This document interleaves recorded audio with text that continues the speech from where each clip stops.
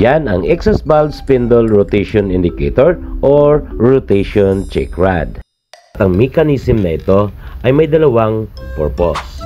Upang malaman kung umiikot ba ang exhaust valve spindle habang nasa operation. Ang pangalawa naman ay upang malaman kung nagbukas o nagsarado ang barbula. Bakit naman kailangan nating ikutin ang spindle?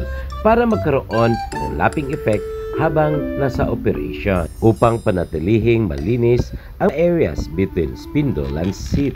Paano natin malaman na umiikot ang spindle?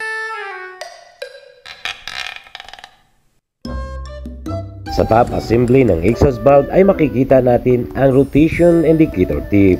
At ano naman ang koneksyon ng red and yellow mark sa pag-ikot ng spindle.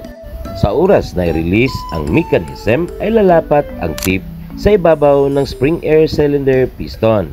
At sa ibabaw ng piston, hindi pantay ang height sa kabuuan ng bilog nito.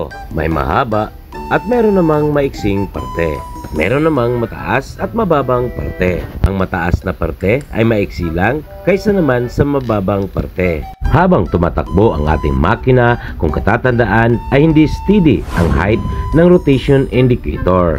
May oras na tumapat siya sa red mark at kapansin-pansin na mabilis lang ang duration nito.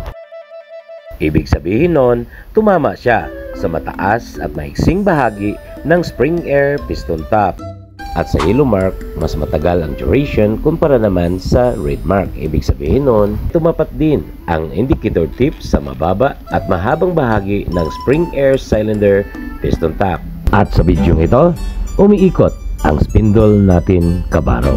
Maraming salamat and please follow GPOI.